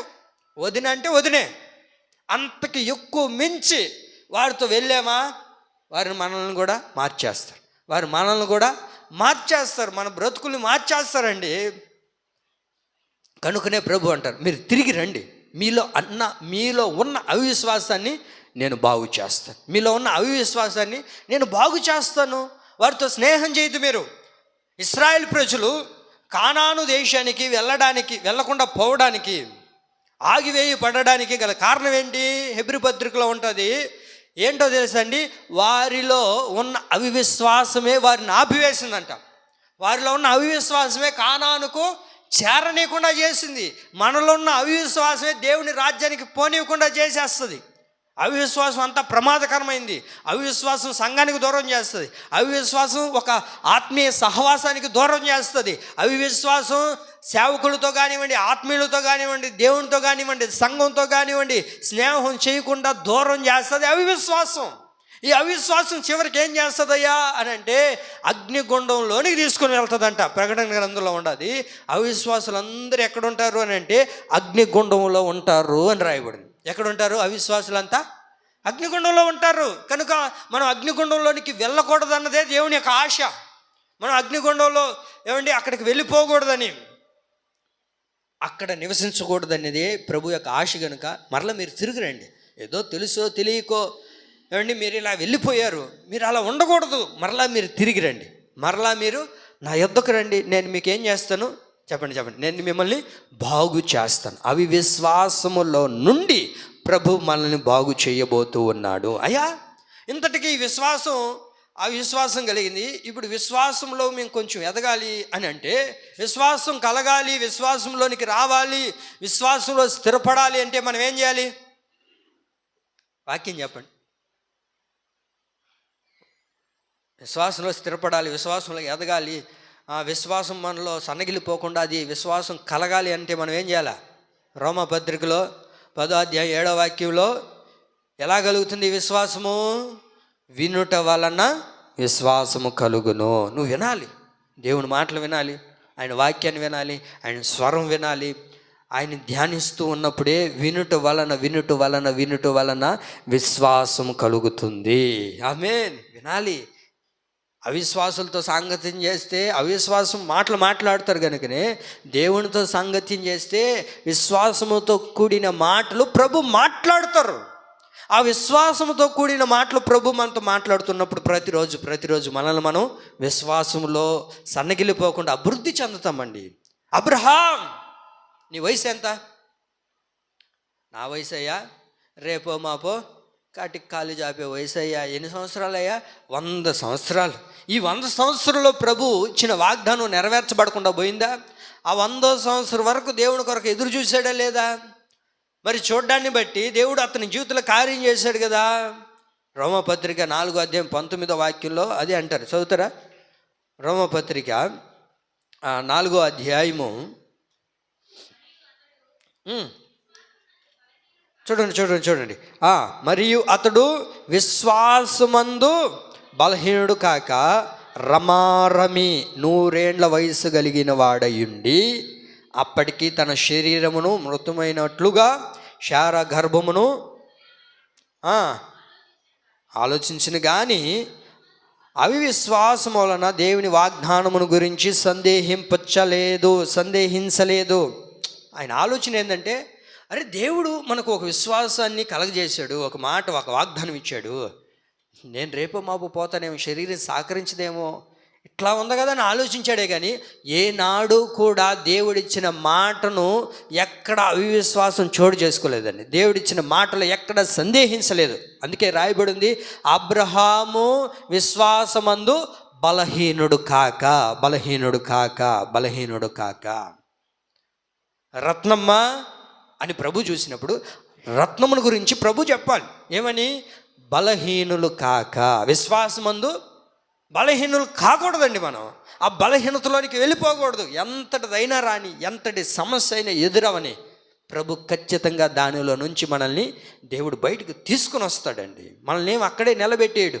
మనల్ని ఏం అక్కడే దేవుడు నిలబెట్టేసి మీ ఇష్టం వచ్చినట్లుగా బ్రతకండి అని దేవుడు ఏమి చేయి విడిచిపెట్టి వెళ్ళిపోడండి. ప్రభు మన జీవితంలో చేసే కార్యం ఏంటయ్యా అంటే, అవిశ్వాసం ముందు చూసారా? ఆ అవిశ్వాసాన్ని విశ్వాసంగా మార్చడానికే ప్రభు మరలా తిరిగి రమ్మంటూ ఉన్నాడు. ఆమేన్. ఇది 2వ మాట. 3వ మాట, దేనిని ఆయన బాగు చేస్తాడు అని అంటే, గుండె చెదరిన వారిని బాగు చేయును. దేన్ని బాగు చేస్తాడు ఆయన? గుండె చెదరిన వారిని బాగు చేయును. 147వ కీర్తన 147వ కీర్తన 3వ వాక్యం. ఏంటండి స్ట్రక్ అయిపోయారు? ఇంకా దొరకలేదా? గుండె చెదరిన వారిని బాగు చేయువాడని, గుండె చెదరిన వారిని బాగు చేయువాడని, వారి గాయములన్నీయు కట్టుచున్నవాడని, వారి గాయము అన్నీయు కట్టుచున్నవాడని. హల్లెలూయా. అదే ఉండేది అక్కడ. గుండె చెదరిన వారిని ఆయన బాగు చేయువాడు, వారి గాయములన్నీ కట్టువాడు. దేన్ని ఆయన బాగు చేస్తాడు? మూడవదిగా అంటే గుండె చెదరిన వారిని ప్రభు బాగు చేస్తాడు. ఈరోజు అనేక కుటుంబాల్లో అనేక మంది మనస్సుల్లో గుండె అనగా హృదయము, మనసు ఇవన్నీ ఏమైపోయినాయి? చెదిరిపోయినాయి, పాడైపోయి ఉన్నాయి. ఎవరి మనసు కూడా, ఎవరి హృదయం కూడా, ఎవరి గుండె కూడా బాగుండట్లేదు. ఎలా అయిపోయిందయ్యా మానవుడి యొక్క గుండె, వాని యొక్క హృదయం, వాని యొక్క మనస్సు అని అంటే కోతిలాగా మార్చబడిపోయిందంట. ఎలా అయిపోయింది? కోతిలాగా. కోతి ఒక దగ్గర ఉంటుంది, గమ్మగా ఉంటుందా? చెప్పండి అండి, ఏంటి ఉండదు. అది ఇక్కడ నిలబడితే కొంచెంసేపు ఇక్కడ ఉంటుందా, మళ్ళీ అక్కడికి మారిపోతుంది. అక్కడి నుంచి ఆ చెట్టు మీద, ఈ చెట్టు మీదకి, ఈ చెట్టు మీద, ఆ చెట్టు మీదకి ఎగరతానే ఉంటుంది, స్థిరంగా ఉండదు. మానవ యొక్క హృదయం కూడా ఏమండి అలాగే మార్చబడిపోయింది. అది చెదిరిపోయింది, అది పాడైపోయింది. దాన్ని బాగు చేసేవాడు లేడు. పై గాయాలనైతే డాక్టర్లు బాగు చేస్తారు ఏమండి, పై గాయాలనైతే ఏదో ఒక మెడిసిన్ వేసుకొని బాగు చేసుకోవచ్చు. అయితే గుండె చెదిరిపోతే, గుండె పాడైపోతే, గుండె ఏమండి శోధనలో పడిపోతే ఈ గుండె బాగు చేయగలిగిన వాడు ఎవడున్నాడు? గుండెకి హోల్ పడితే ఏందండి, ఏం చేస్తారు? దాన్ని బాగు చేస్తారు. ట్యాబ్లెట్లు ఇచ్చో లేకపోతే ఆపరేషన్ చేస్తూ ఎట్లా ఒకట్లాగా బాగు చేస్తారు. మరి గుండె చెదిరిపోతే, గుండె పాడైపోతే, హృదయమే చెడిపోతే దాన్ని బాగు చేయగలిగిన వాడు ఎవడున్నాడు లోకంలో? అందుకే యేసయ్య అంటారు, గుండె చెదరిన వారిని నేను బాగు చేస్తాను. ఈరోజున అనేక మంది జీవితాల్లో హృదయం పాడైపోయింది. అందుకే ఆదికాండం 6వ అధ్యాయం 5వ వాక్యంలో రాయబడిన మాట, నరుల హృదయము చెడి ఉన్నది అని రాయబడి ఉంది. నరుని యొక్క హృదయం ఏమైపోయింది? భూమి మీద చెడిపోయింది, పాడైపోయింది. అది సరిగ్గా లేదు. దాన్ని రిపేర్ చేసే వాళ్ళు కావాలి. ఎక్కడున్నారు? తిరుపతి రొయ్య హాస్పిటల్లో ఉంటారా? తిరుపతి రొయ్య హాస్పిటల్లో ఉంటారా ఈ గుండెను బాగు చేసేవాళ్ళు? ఈ గుండెను బాగు చేయగలిగిన వాడు ఒక్కడే ఒకడు. దీన్ని సృష్టించిన వాడే దీన్ని బాగు చేయాలి. దీన్ని నిర్మించిన వాడే బాగు చేస్తాడే కానీ ఎవరు పడితే వాళ్ళు ఈ గుండెను బాగు చేయలేరు, ఈ హృదయాన్ని బాగు చేయలేడు, ఈ మనసును బాగు చేయలేడు. దీన్ని నిర్మించిన వాడు ఒకడున్నాడు. ఆయన పేరే నజరేయుడైన యేసు. ఆయన మాత్రమే బాగు చేస్తాడండి. ఆయన మాత్రమే గుండెను సరి చేస్తాడు. చెడిపోయిన దానిని, చెదరిపోయిన దానిని ఆయనే బాగు చేయగలిగిన వాడు. ఎందుకయ్యా అంటే ఈ రోజున మానవుడు వాయ వరస లేకుండా తల్లెవరో, చెల్లెవరో, అక్కెవరో, వదిరెవరో, ఏమండి ఇది చిన్న బిడ్డే, ఇది వృద్ధురాలే, వయసు లేని వారే, ఏం లేదు. వార్తలు చూడాలంటే భయం వేస్తుంది అండి. వార్తలు చూడాలంటే భయం వేస్తుంది. చిన్నపిల్లల మీద అత్యాచారం చేస్తున్నారు. ఎవరో పెద్ద పెద్ద వాళ్ళు చేశారు అంటే కాదు. 10th క్లాస్ చదువుండరు, 8వ క్లాస్ చదువుండరు, వాళ్ళు కూడా పాపం చేస్తున్నారు. కారణం ఏంటి? మనసులు చెడిపోయి ఉన్నాయి, హృదయాలు చెడిపోయి ఉన్నాయి, తలంపులు చెడిపోయి ఉన్నాయి. దాన్ని బాగు చేయగలిగిన వాడు ఒకడున్నాడండి. ఆయన పేరు యేసుక్రీస్తు ప్రభులు వారు. అమ్నోన్ ఎవరు? నీ సొంత చెల్లే కదా, నీ సొంత చెల్లి కదా. నీకు అలాంటి ఆలోచన ఎలా కలిగింది? అది వ్యర్థమైన ఆలోచన కదా. అసలు అలాంటి ఆలోచన ఎలా పుట్టింది? తలుసుకోవడానికి, అసలు ఊహించడానికి కూడా అంత ఇదిగా ఉంది, భయం వేస్తుంది, అంత చెడుగా ఉంది, అసహ్యంగా ఉంది. ఏమోనయ్యా, నా మనస్సు ఆ రోజున చెడిపోయింది. దాన్ని బాగుపరిచేవారు లేరయ్యా. హృదయం పాడైపోయినప్పుడు, హృదయం చెడిపోయినప్పుడు, మనసు చెడిపోయినప్పుడు ఒకటి దగ్గరికి వెళ్ళానయ్యా. వాడేదో నన్ను బాగు చేస్తాడు, నన్నేదో ఉద్ధరిస్తాడు, నాకేదో చేస్తాడు అనుకున్నాను. నా ప్రాణ స్నేహితుడు అనుకొని నా హృదయం చెడిపోయిన సంగతి వాడికి చెప్పాను. నా హృదయం చెడిపోయిన సంగతి, నా హృదయం పాడైపోయిన సంగతి వాడితో చెప్పాను. వాడేం చేశాడు? వాడు అంతకంటే దుర్మార్గుడు. ఏమండి, వాడు అంతకంటే దుర్మార్గుడు. మన హృదయం ఎక్కడ చెడిపోయిందో ఇతరులకు చెప్పామనుకోండి, వాళ్ళు ఏం చేస్తారో తెలుసా? అంతకంటే హీనమైన పరిస్థితుల్లోకి తీసుకొని వెళ్ళిపోతారండి. అమ్నోను, అయ్యా ఏంటి గల కారణం? అయ్యా నా మనసు చెడిపోయింది, వాస్తవమే. నేను చెడుగా ఆలోచించాను, నేను చెడు త్రోవలో వెళ్ళాను, నా చెల్లి గురించి చెడుగా ఆలోచించాను. ఇలాంటి ఆలోచన రాకూడదు నాకు, వాస్తవమే. అయితే నా స్నేహితుడికి వెళ్ళి చెప్తే వాడు ఏదో బాగుపరుస్తాడులే, నాకు బుద్ధి చెప్తాడులే అనుకుంటే వాడు ఇంకా నా హృదయాన్ని, నా మనసును చెడిపేసాడు. దేవుడి నుంచి, దేవుని సన్నిధి నుంచి, దేవుని సహవాసం నుంచి, తండ్రి సహవాసం నుంచి, ఆ ప్రేమ అనురాగాల బంధాల్లో నుంచి వాడు దూరం చేశాడయ్యా. సాతానుగాడు అదే చేస్తాడు మన జీవితంలో. ఎక్కడ నువ్వు ఆలోచిస్తున్నావు అక్కడికే వచ్చి ఏమండి విలయతాండం ఆడతాడు.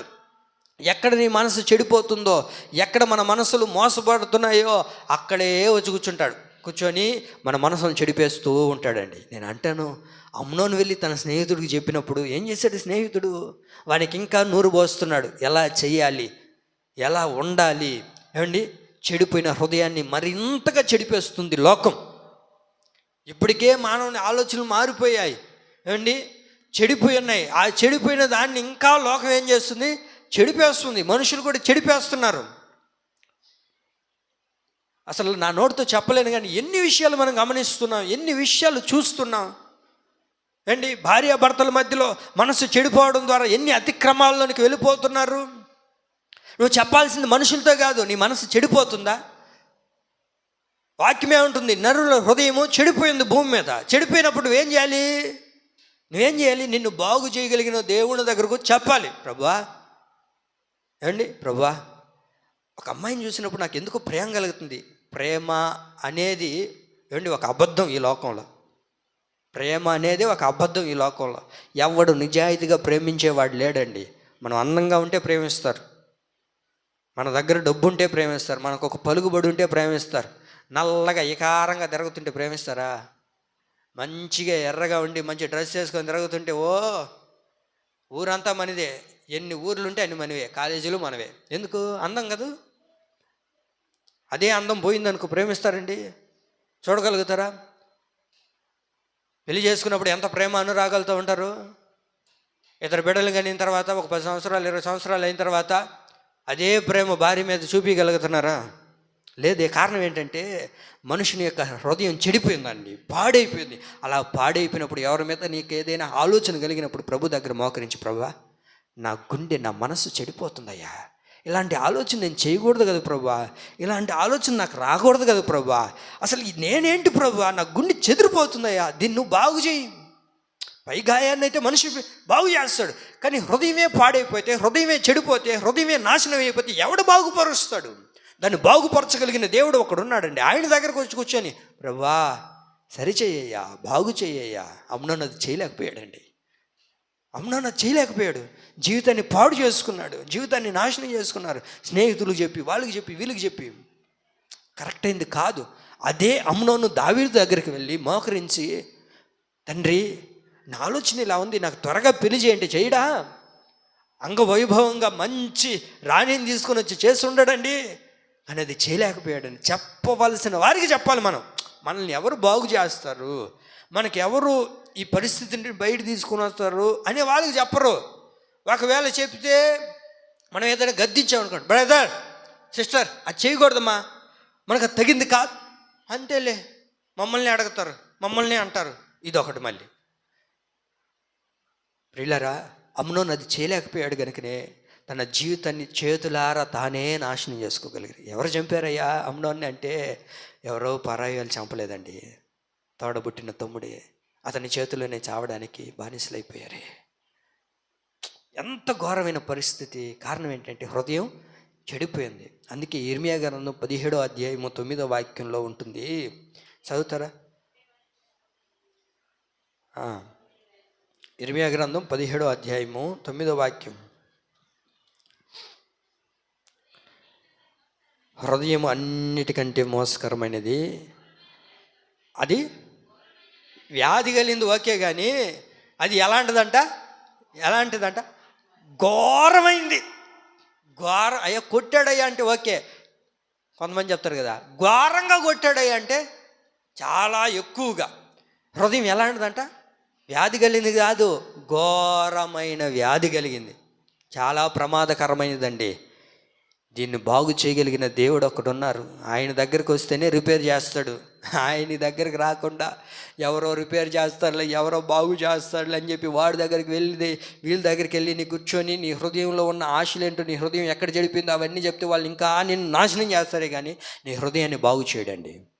హృదయము బహు వ్యాధి కలిగినది, హృదయము బహు చెడ్డది, మోసకరమైంది. హృదయమే మోసకరమైంది, మంచిది కాదు, ఇది చాలా ప్రమాదకరమైంది. ఏమండి, చాలా ప్రమాదకరమైనది, చాలా మోసకరమైనది. దీని విషయంలో మనం జాగ్రత్తగా ఉండాలి. ఈ హృదయం ఎవరికి ఇవ్వాలి? దేవునికి ఇవ్వాలి, ఆయన దగ్గర పెట్టాలి. ఎందుకో తెలుసా? ఎందుకు ఈ హృదయాన్ని ప్రభు బాగు చేయాలనుకుంటున్నాడు? ఎందుకు ఈ హృదయాన్ని ఆయన సరి చేయాలనుకుంటున్నాడు? అందుకే సామెత గ్రంథంలో ఒక మాట ఉంది. ప్రభు అంటారు, నీ హృదయము నాకిమ్ము అని ప్రభు అడుగుతున్నాడు. మన హృదయం దేవునికి ఇవ్వడానికి ఏముంది చెప్పండి? మన హృదయంలో ఉండదంతా పాపపు ఆలోచనలు, దుర్మార్గత, కుళ్ళు, కుతంత్రత, అండి కోపాలు, ద్వేషాలు, ఇవన్నీ పాడుబట్టిపోయిన ఈ హృదయంలో ఉంటే ఏమండి ఇదేమన్నా బాగుందా అని అంటే బాగోట్లేదు. ఆ హృదయాన్ని ప్రభు ఏం చేస్తున్నాడు? నీ హృదయం నాకు ఇవ్వు, నీ హృదయం నాకు ఇవ్వు, నేను దాన్ని బాగు చేస్తాను, నేను దాన్ని సరి చేస్తాను. కొంతమంది ఏం చెప్తారు? నా మనసు అంతా చెప్పండి. ఏందండి అందరూ మౌనంగా ఉన్నారు? ఓ ప్రేమ నగరం కలిగిన వాళ్ళారా చెప్పండి. ఒకప్పుడు మన ఊరి పేరు అదే అంటగా. నాకు చెప్పినారులేండి పెద్దవాళ్ళు, నిసారించలే, నేనా పొరపాటున 5,000 రూపాయలు పెట్టినారంట. చెప్పండి, ఏమో నగరం మంది మార్చేద్దాంలే గవర్నమెంట్ వాళ్ళకి చెప్పండి. చెప్పినారుగా, నా మనసంతా. ఎన్నిసార్లు ఇస్తావయ్యా? ఎంతమందికి ఇస్తావయ్యా? ఇంట్లో ఇచ్చుంటారు, వీధిలో ఇచ్చుంటారు, పక్క ఊరిలో ఇచ్చుంటారు, అన్ని దగ్గర ఇచ్చేస్తారు వీళ్ళు. అంటే వాస్తవానికి ఎవరికి ఇవ్వలేదని. అన్నీ మోసకరమైందండి, మోసకరమైన మాటలు. అందుకే ప్రభు అడుగుతున్నాడు, వాస్తవంగా ప్రభు అడుగుతుంది ఏంటో తెలుసా? నీ హృదయాన్ని అడుగుతున్నాడండి. ఎందుకని? వాక్యంలో రాయబడింది కదా, హృదయమే చెప్పండి హృదయమే ఆలయం. బ్రదర్, నీ హృదయాన్ని నాకు ఇవ్వు, నేను దాన్ని బాగు చేసుకుంటాను, దాన్ని సరి చేస్తాను, దాన్ని రిపేర్ చేస్తాను, దాంట్లో నేను నివసిస్తాను. నేను కానీ దాంట్లోకి వచ్చి కూర్చుంటే చెడిపోయిన ప్రతి అవయవాన్ని బాగు చేసి ఇంక ఎన్నడూ నీలోనికి చెడుతనం రానివ్వకుండా నేను దానిలో ఉండబోతూ ఉన్నాను. ఆమేన్. నీ హృదయం చెడిపోయింది, ఆలోచన చెడిపోయినాయి, వేరే దాని మీద ఎందుకు ఆశపడుతున్నావు? అయ్యా ఇన్ని దినాలు నాకు ఆశ లేదు, ఇప్పుడే ఎందుకు ఆశ కలిగింది? నీ హృదయం చెడిపోయింది. ఒకప్పుడు ఇన్ని సంవత్సరాలు, 30 సంవత్సరాలు, 40 సంవత్సరాలు దాన్ని జాగ్రత్తగా కాపాడుకుంటూ వస్తున్నాం. 20 సంవత్సరాలు జాగ్రత్తగా కాపాడుకుంటూ వస్తున్నాం. 18 సంవత్సరాలు జాగ్రత్తగా కాపాడుకుంటూ వచ్చావు. ఇప్పుడు ఎందుకు నీ హృదయం చెడిపోతుంది, చెలించిపోయింది? నీ హృదయం దేవుడికి ఇవ్వలేదు, ఇంకా నీ దగ్గరే పెట్టుకొని ఎవరెవరికో పంచుతున్నాం, గిఫ్ట్ బాక్స్ లాగా పంచేస్తున్నాం. కాదండి, నీ హృదయాన్ని బాగు చేయగలిగిన వాడు ఒక్కడున్నాడు. ఆయనకు నీ హృదయం కావాలంటే ఇస్తామా? యాడిచ్చేది పాస్టర్, ఇప్పుడే బీరువాలో పెట్టేసి వచ్చినా. మనం చిన్నప్పుడు విన్నాను చూడు కోతి కథ. ఆగు కోతి ముసలి బావా, నా మనసు చెట్టు కొమ్మకు తగిలిచ్చేసి వచ్చుండాను, దాన్ని తీసుకొని వస్తానని కోతి చెప్తాను చూడు. ఆడ చెప్తారా? లేదు కదా. ఈరోజు ఇచ్చేద్దాం ఏసైకి. ఎందుకండి మనుషులకి ఇవ్వడం? వేస్ట్. మనం ఏదో ఇచ్చాము అని అంటే వాళ్ళు మనకేం ఇవ్వరు. ఏసై ఎవరో తెలుసా? నీవు అడగకముందే ఆయన ఎప్పుడో ఆయన మనసు నీకు ఇచ్చేసి ఉన్నాడండి. ఆమేన్. నువ్వు అడగకముందే ఏమండి, ఎప్పుడో 2020 సంవత్సరాల క్రితం నిన్ను ప్రేమించి ఆయన నీ కొరకు దిగి వచ్చి అప్పుడే ఇచ్చేసాడు ఆయన మనసును, అప్పుడే ఇచ్చేసాడు ఆయన హృదయాన్ని. ఇంక ఇచ్చిన వాళ్ళకి మనం ఇవ్వకపోతే ఎట్లాగండి? ఆయన అడుగుతుంది అదే, నీ హృదయం నాకు, నీ మనసు నాకు, నేను దాన్ని బాగు చేసుకుంటాను, దాన్ని సరి చేసుకొని అందులో నేను నివసిస్తాను. ప్రభువా, నా హృదయం నీకు ఇస్తే ఏమవుతుందయ్యా? ఎందుకు నా హృదయం కావాలంటున్నావు? నా హృదయం నీకు ఇస్తే ఏం కలుగుతుంది అని అంటే ఒక్క మాట చదవండి. మత్తయి సువార్త 5వ అధ్యాయం 8వ వాక్యంలో, మత్తయి సువార్త 5వ అధ్యాయం 8వ వాక్యంలో ఎందుకు ఈ హృదయాన్ని ప్రభు అడుగుతున్నాడు? ఆ హృదయం నాకు ఇవ్వని ఎందుకు అడుగుతున్నాడు అని అంటే, హృదయ శుద్ధి గలవారు ధన్యులు, వారు దేవుడిని చూచెదరు. మనం దేవుని ముఖాముఖిగా చూడడానికి, మనం దేవుని ముఖాముఖిగా చూచుకోవడానికి, ఆయనతో పాటు ఉండడానికి, ఆయనతో పాటు సహవాసం చేయడానికి, ఆయనతో పాటు జీవించడానికి, అది మనకు కావాలి. ఎప్పుడు ఆయన చూసేది పరలోకానికి వెళ్తే కాదు, ఈ భూమి మీద ఉన్నప్పుడే పరలోకాన్ని నువ్వు అనుభవించాలి. ఆమేన్. ఈ భూమి మీద ఉన్నప్పుడే ఆయన దర్శించాలి, ఆయన చూడాలి అని అంటే మన మనసును ఏం చేయాలా? దేవుడికి ఇవ్వాలండి. దేవునికి ఇచ్చేయాలా. ఇచ్చేస్తే ఆటోమేటిక్గా నువ్వు దేవుని చూడడం ప్రారంభిస్తావండి. దేవుడు ఖచ్చితంగా మనకు కనబడడం ప్రారంభిస్తాడు. అయితే మన మనసును, మన గుండెను, మన హృదయాన్ని ప్రభుకిద్దాం. ఆమేన్. ఎన్ని విషయాలు చెప్పాను? 3 విషయాలు చెప్పాను. ఏం చెప్పాను? మొదటిగా రోగాల్ని బాగు చేస్తాడు, అవి విశ్వాసాన్ని బాగు చేస్తాడు, గుండె చెదరిన వారిని బాగు చేస్తాడు. ఇంకొక మాట చదువుకొని ముగించుకుందామా? దేని నేను బాగు చేస్తాడు అని అంటే పడిపోయిన వాటిని బాగు చేస్తాడు. చెప్పండి దేన్ని? ఆమోసు గ్రంథం 9వ అధ్యాయం 11వ వాక్యం. ఈ మాటలు చెప్పి నేను ముగిస్తాను. ఆమోసు గ్రంథం 700 ఆమోసు గ్రంథం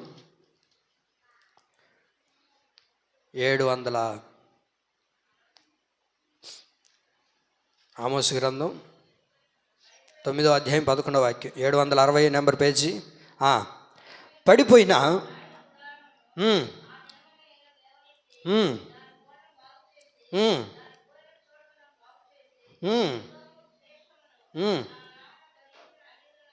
అందరినీ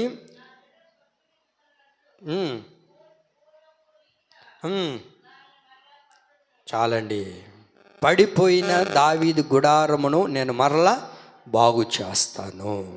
పడిపోయిన మన బ్రతుకుల్ని, ఎక్కడ మనం పడిపోయామో, ఏ పరిస్థితిని బట్టి మనం పడిపోయి ఉన్నామో, పడిపోయి ఉన్న దానిని ప్రభు బాగు చేస్తాడు. ఏది పడిపోయిందో, శ్వాసంలో పడిపోయామా, ప్రార్థనలో పడిపోయామా, ఆత్మీయతలో పడిపోయామా, లేకపోతే పరిచర్యలో పడిపోయామా, లేకపోతే దేవుని చేస్తున్న భక్తి విషయంలో పడిపోయామా, దేంట్లో పడిపోయామో అది మనకు తెలుసు. దేంట్లో మనం పడిపోయి ఉన్నామో, ఏమండి, ఎక్కడ మనం పడిపోయి ఉన్నామో అది మనకు తెలుసు కదా. ప్రభు దగ్గర అడుగుదాం. ప్రభు అంటారు, పడిపోయిన ప్రతి గుడారమును, పడిపోయిన వాటన్నిటినీ ప్రభు మరల కట్టునుగాక. నీ కుమారుడు పడిపోయి ఉన్నాడా? ఆత్మీయ జీవితంలో పడిపోయి ఉన్నారా?